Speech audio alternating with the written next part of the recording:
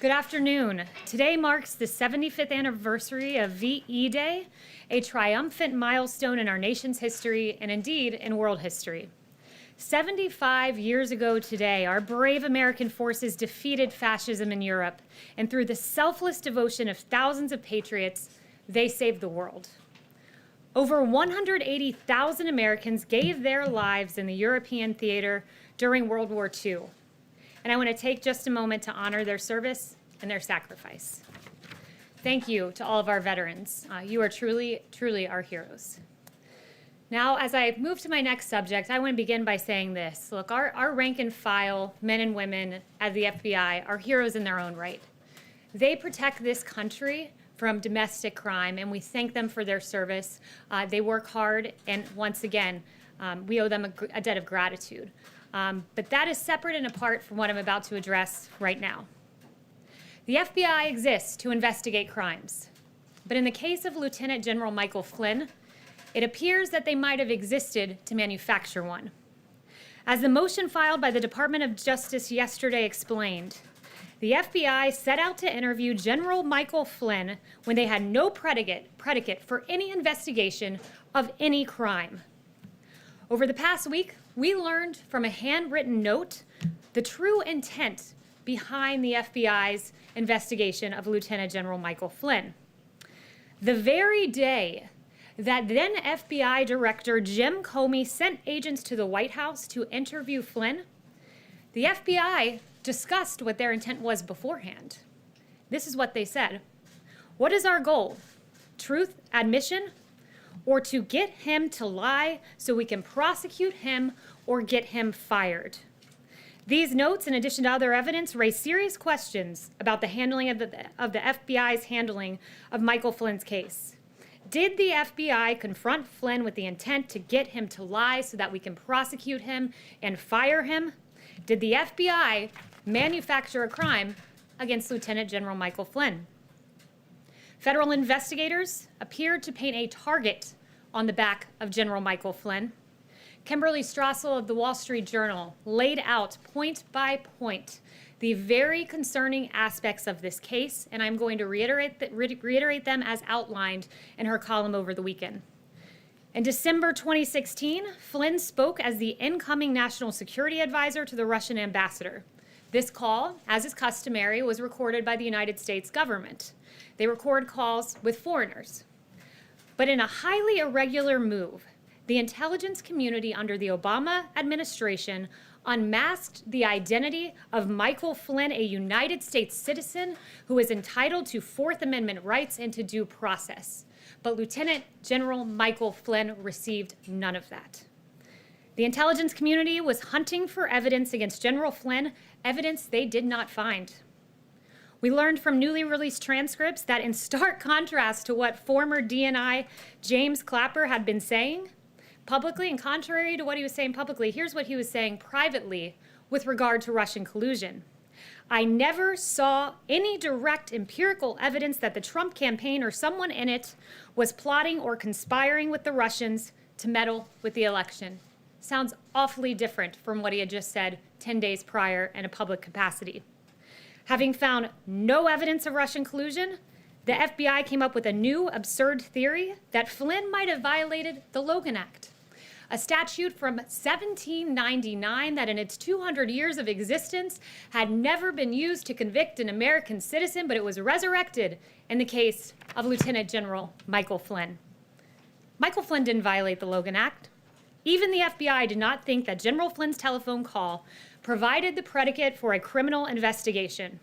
In fact, in January of 2017, an internal FBI document concluded that Flynn was, quote, no longer a valid, viable candidate for investigation. Disgraced FBI agent and noted Trump hater Peter Strzok disagreed, texting this: hey, if you haven't closed that Flynn case yet, don't do so yet, end quote. So the Flynn case remained active. This was a good thing for Peter Strzok, but it was a bad thing for justice. It was a bad thing for the rule of law.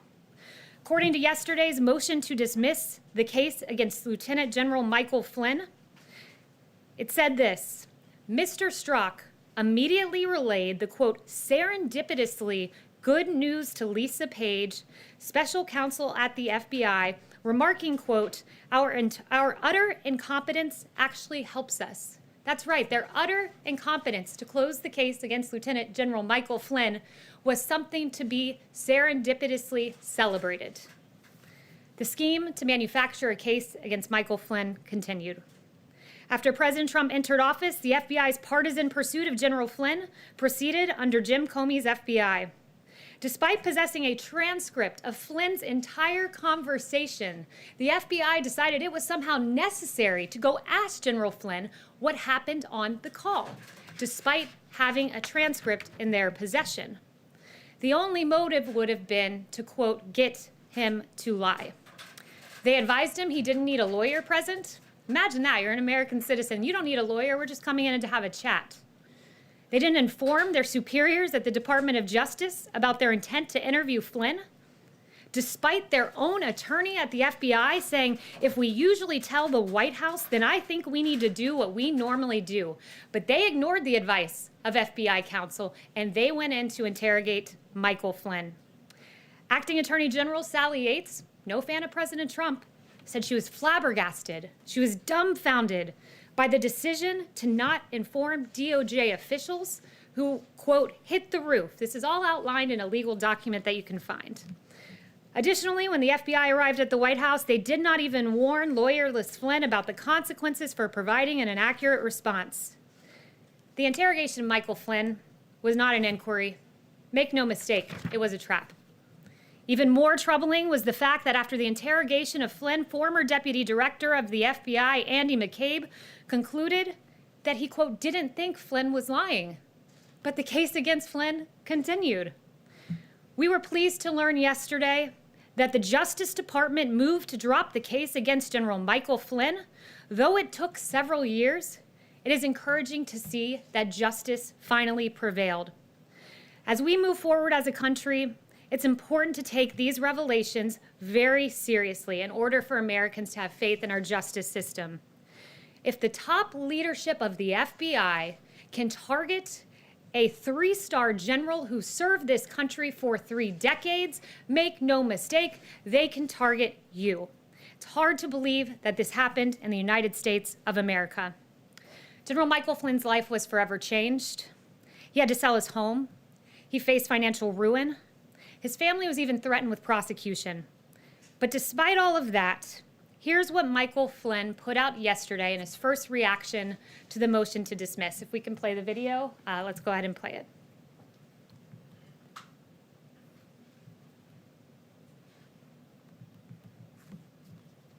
Don't think we have the video queued, but I encourage you all to go on General Flynn's Twitter feed, and what you'll see is a really beautiful video of his grandson talking about how much he loves this country and how everyone deserves justice for all, and how commendable that is for General Flynn at a time when he was so gravely wronged to say this: I still believe in this country, I still believe in America, I still believe in the principles that make this country the greatest on earth.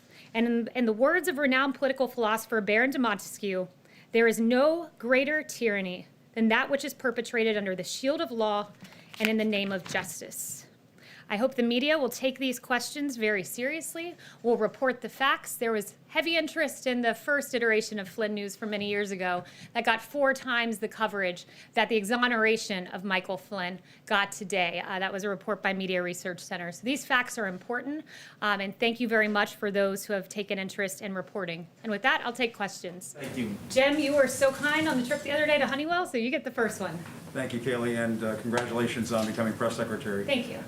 Wanted to ask you, putting aside the situation with Michael Flynn, today the unemployment rate hit the highest point since the Great Depression. What is the president's plan to get this country out of this ditch? Yeah, you know, this president is the jobs president. This president got us to a place where we had the lowest employment rate in the history of this country, historic lows for Black Americans, Hispanic Americans, the disabled, veterans. As the president has noted, and I think this is right, we had to put a stop to the economy. It was a pause. This wasn't some, economic catastrophe that organically happened.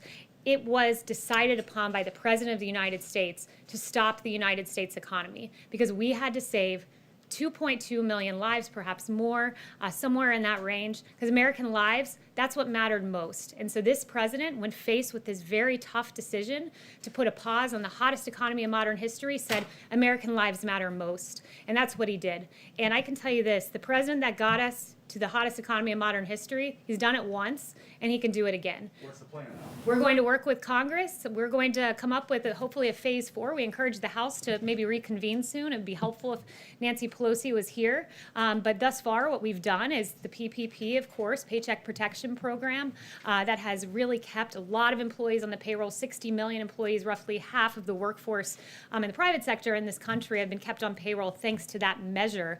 But going forward, principles like deregulation, principles like lowering taxes. The president has mentioned a payroll tax pause, which would be a great thing for the American people. There are a lot of proposals being entertained. I don't want to get ahead of the president, but I can tell you. Isn't there a problem, though? The president wants people to get back to work. He wants these governors to reopen their states. But if Americans aren't comfortable going to restaurants, and movie theaters, or the beach, or whatever, how do you get this economy moving again? What's the plan? I can tell you there's a lot of pent-up demand in this country. There's a lot of people who do want to go out to restaurants, who do want to go out to movies, who do want to go back to their jobs. We see it and we hear about it every day. I don't think that that's a problem. I think people can trust that we have a president who wants to reopen and reopen safely. These are data-driven guidelines to reopening. The president has those in place, so there's no reason to be concerned because we have a president who always looks at the data, as Dr. Fauci and Dr. Birx have repeatedly noted. Kayleigh, there was a second confirmed case of COVID-19 here at the White House today, apparently a member of the vice president's staff. That's 2 in 2 days in a building where people are being tested now, including the president and vice president. Every day they've had their temperature checked for months here. Why should the average American whose workplace doesn't have access to these rapid tests feel comfortable going to work if the White House isn't even safe for people?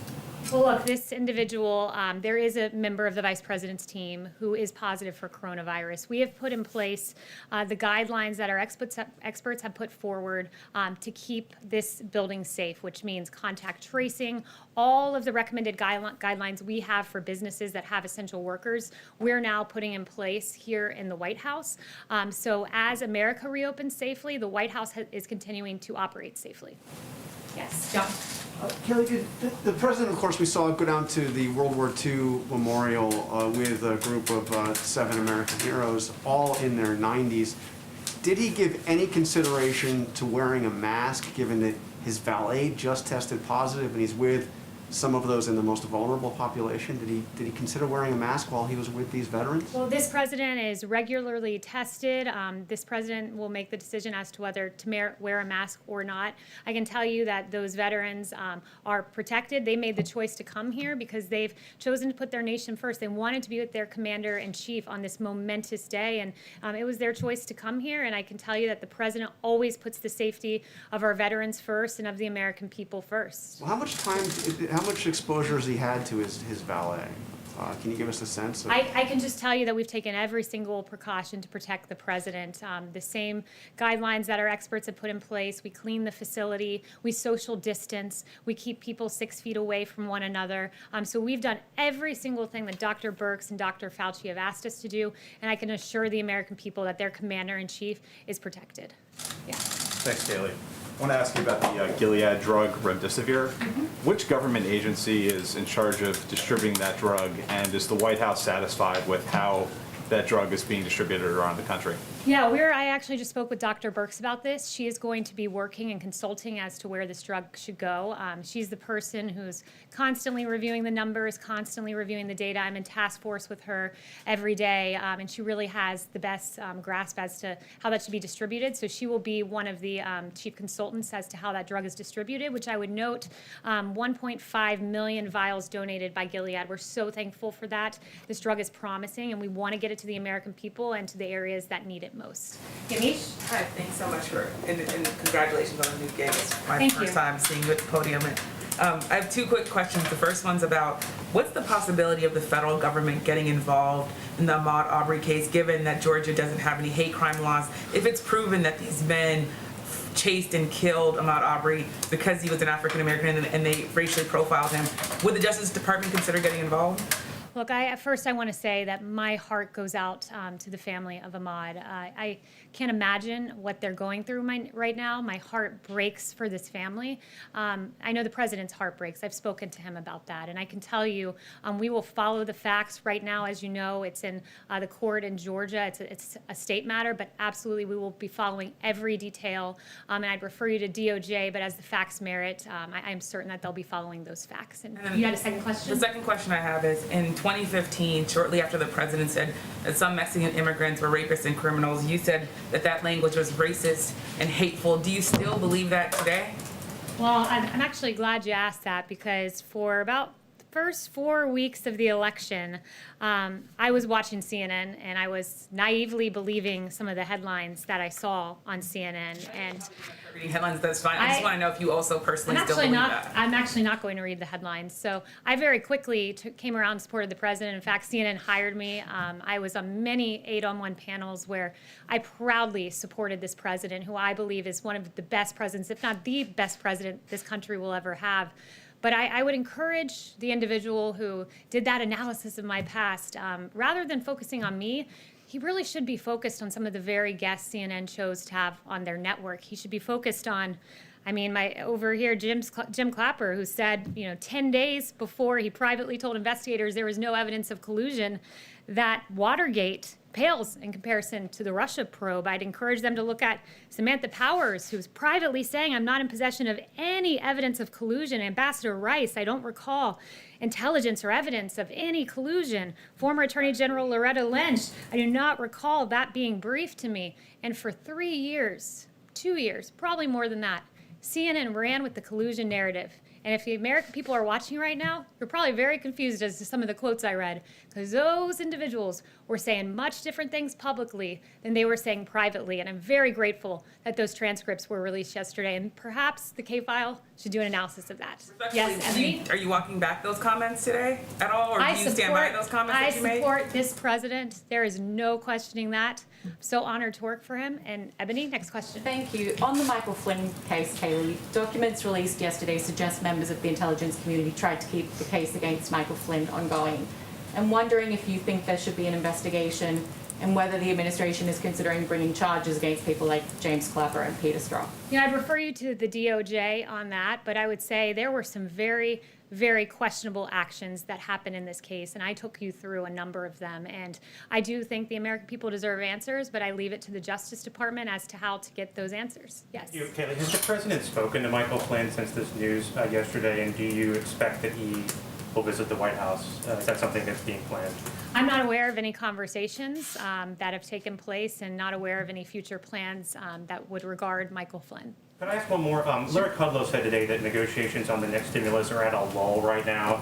Given where the numbers are in unemployment, from your perspective, from the White House perspective, why is it at a lull right now? Well, look, I think Nancy Pelosi should explore coming back and having the House come back and having those discussions. We know the Senate is here. I think it's important for us to move and look at a phase 4. The president thinks so too. So those negotiations will happen, but a big part of that is, we need the House. We need Nancy Pelosi to come back from California and get to Washington, D.C. and to work for the American people. Yep. Thank you,